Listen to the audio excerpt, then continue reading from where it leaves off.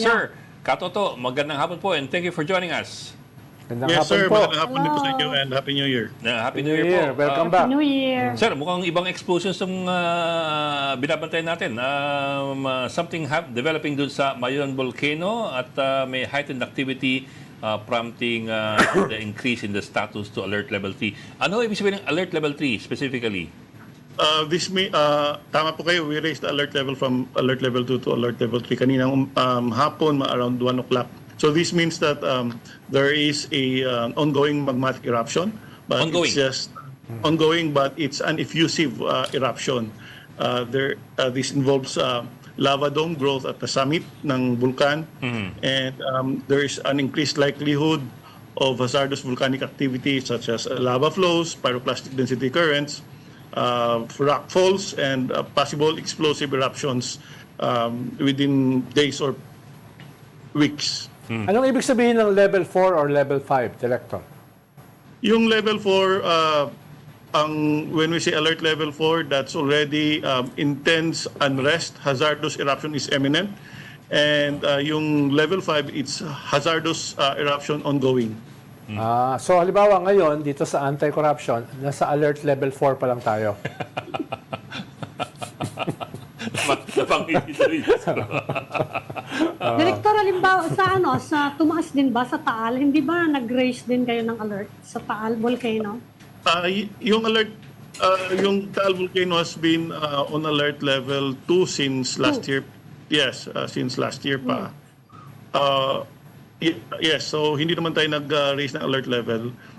Pero kanina meron tayong ash emission activity. So between 5:55 a.m. to 9:25 a.m., 3 hours and 30 minutes, may ash emission activity na umabot ng around 800 meters. And but itong ash emission activity sa Canlaon Volcano is a recurring activity.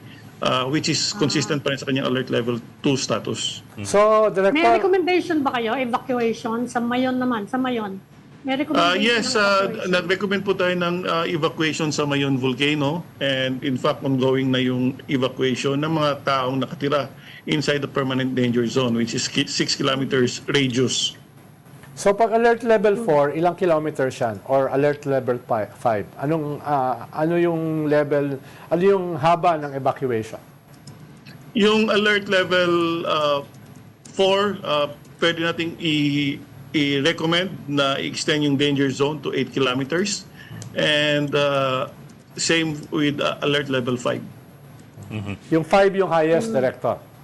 That's right, that's right. Ongoing yon. Sir, ano lang, I'll backtrack a bit, sir. In layman's language po, I'll try to see if we can get a translation from you in layman's language. Then sabi nyo kasi may parang build-up ng lava dome, ibig sabihin bumubuhol dahil sa pressure underneath dun sa bandang crater. Tama ho ba? Yes, tama po kayo. And then as a result, nagkaroon po tayo ng lava extrusion. So, ibig sabihin, may mga bato tayo mayroon din na rockfall event. So, yung mga bato sa taas, didislodge kasi may umaangat na magma. Opo. And alam naman natin na very steep yung Mayon Volcano. Opo. So, madali lang silang madislodge kapag may umaangat. So, parang tinutulak sila. Natutulak yung mga bato natin sa taas. So, Director, hindi siya imminent. No? Pwede pa siyang humupa. Yes, pwede pa siyang humupa, but technically, it's already erupting. It's just an effusive eruption, meaning quiet eruption, slow release of magma doon sa summit ng vulkan. That's the word for it, effusive eruption. It's a Effusive quiet eruption. Parang, Effusive, yes. Oh, may mga kilala akong taong gano'n eh. Very effusive. Yung tahimik lang, pero sumasabog na. Oh. so parang the lava is at present, parang the lava is sort of seeping out pa lang. Hindi siya yung explosive. That's right. Hindi siya explosive eruption. Nangyari na rin ito noong 2023. Ang downside lang nito, kapag effusive eruption, matagal humupa. So like what happened in 2023, it took 6 months bago humupa yung Mayon Volcano. So in contrast, kapag explosive eruption, mabilis lang but it's explosive, mas delikado. Refuse it. Kasi pag seepage kasi yung pressure hindi kaagad na-release kaya mas matagal lang ang release ng pressure kung Parang nga yung anti-corruption, effusive. Mahaba yung ilang buwan bago sumabog. Nakikita si Katoto. Oh, Pero Director, kapag ganyan naman ka-active yung volcano, mahihina naman actually relatively, no? Relatively mahina yung eruption niya. Well, katulad ng 2023, effusive, mahina lang yun. Pero yun nga, matagal. And ang nakikita kasi natin dito, in between, kapag matagal yung interval ng mga eruptions, yun yung medyo explosive. Na dito, 2023 and then ngayon, less than 3 years, sana mahina lang. Sana katulad lang ng 2023. Yun na nga lang, we're in for a long haul kapag mga ganito. Pero Director, halimbawa yung tawag dito, yung sa Pampanga, yung Pinatubo. Pinatubo. Anong tawag Pinatubo. doon? Matagal bang effusive yon bago sumabog o biglaan na lang sumabog? Hindi po effusive eruption yun. That was a very explosive Very eruption. Yes. So, sa simula pa lang, sumabog na talaga. Wala That's right, that's wala right. siyang build-up. Yeah, yes, that's right. Yung mga kapag ganyan, Director, alam ko, maraming pumupuntang turista sa Mayon kapag nag-erupt eh. Anong advice nyo? Magmamaskara o ano? Kasi yung ashfall saka yung usok, di ba? Yes, tama po kayo. Magdala sila ng face mask to protect themselves, lalo na kapag may respiratory problem sila, to protect themselves from ash and sulfur dioxide. At huwag silang pumasok doon sa permanent danger zone, which is 6 kilometers. Palis na nga natin yung mga tao doon, tapos sila papasok pa. May mga vantage points naman dito sa Mayon Volcano na pwede lang makita yung fireworks, kumbaga. Although walang fireworks kasi this is an effusive eruption from a distance beyond the 6 kilometer permanent danger zone. Kami, Director, tiga-dalaga kami. Sabi nung lolo ko, pag may inalay daw dyan sa bulkan, pwedeng humupa. So ikaw, Sino kaya pwedeng ialay natin? si Mogs. Ha? Gusto mo si Mogs. Wag, hindi naman birhen yun. Dapat,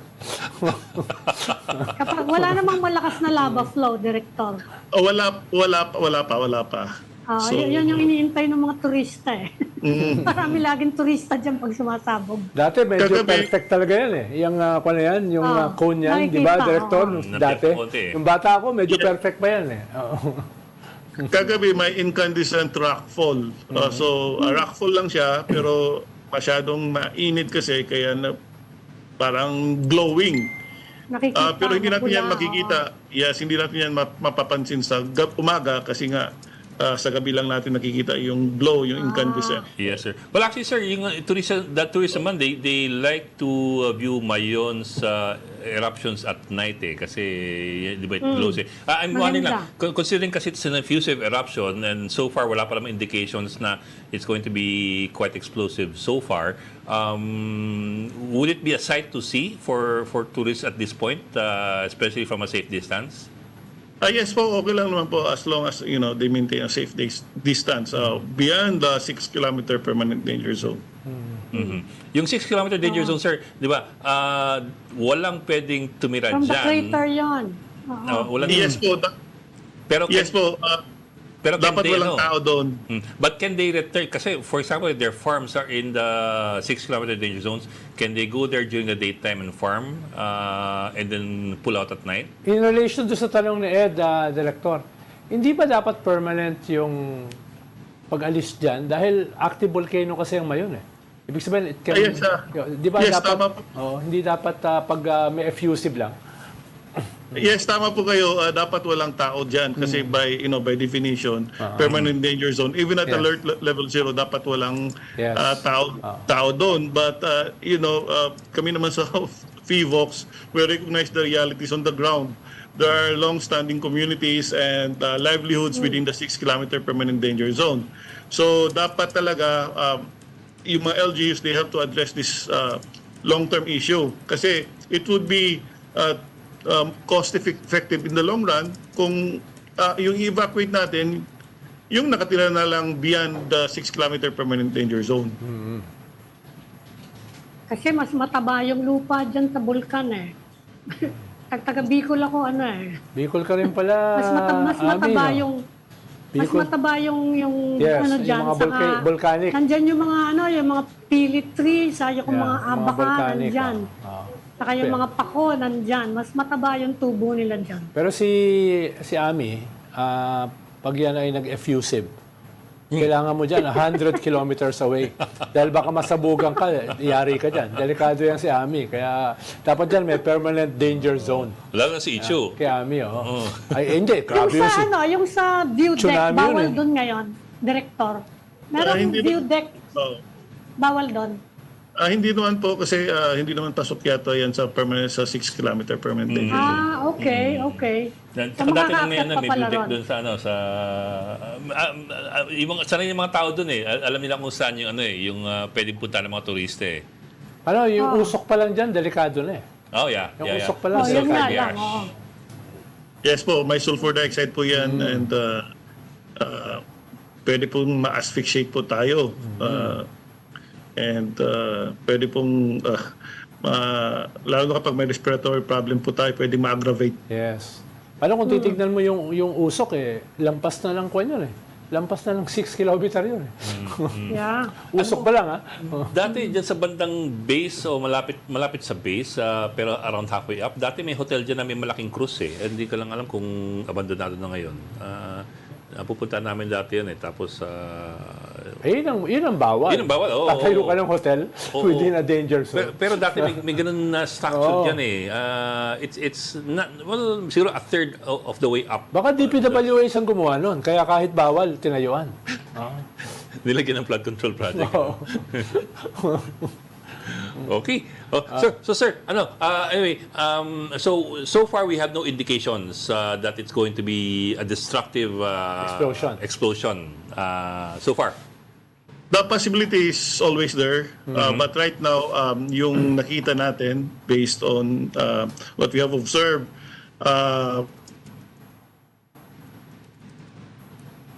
Nag-freeze. Nag-freeze si sir.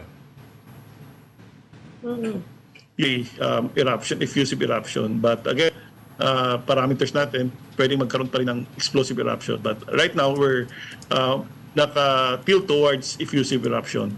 So far naman, Director, wala naman yung katiro na nakita natin last year na halos sabay-sabay yung mga bulkan natin naging active. Diba last year may ganong panahon? From Canlaon Yes. to Taal to, di ba? Wala naman ganun Yes, ngayon. po. No? May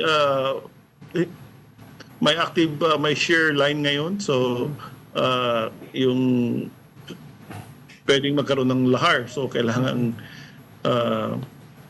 mag-ingat yung mga taong nakatira sa mga riverbanks. Ay, Okay. teka sir, it's good you brought that up. You're talking about Mayon pa rin, no? The danger of lahar dun sa surrounding area ng Mayon. Is that right? Kasi I can recall, Ginobatan was always hard hit by lahar pag malakas ang ulan eh. Umulan eh. Yes po. Pwedeng magkaroon ng lahar kasi may mga deposito pa tayo na sa dalisdis ng bulkan na pwedeng ma-generate yan kapag may malakas na ulan. And ma-remobilize yan as lahars. I remember kasi, was it 2006 or 2007 yung Reming, daming namatay dyan sa, sa Ginobatan, saka sa Legazpi.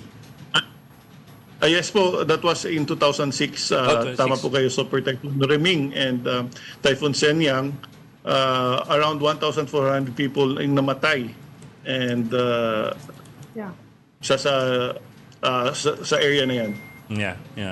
And Ginobatan among them kasi Ginobatan ata, yung River Channel ata dumadaan dyan eh. Coming from Mayon. So, dami na wipe out mga communities. Okay. Yes po, tama po kayo. So that's a reminder for people. Watch out pag malakas ang ulan dahil may active shear line tayo at baka tamaan kayo ng lahar dyan sa bandang Mount Mayon o Mayon Volcano. Okay, meron pa ka po? Around the slope. Yeah, okay na. Okay, Ami, any more questions Okay na. for Thank Carlo you. Topacolcol? Salamat, Director. Okay na po. Director Maraming salamat. Toto Pacolcol Yes. ng PBOC. Sir, maraming salamat. Anything you'd like to add? Thank Yes, you. maraming Director. salamat po. Okay. Thank Okay, you. sir. Thank you po. Ingat po.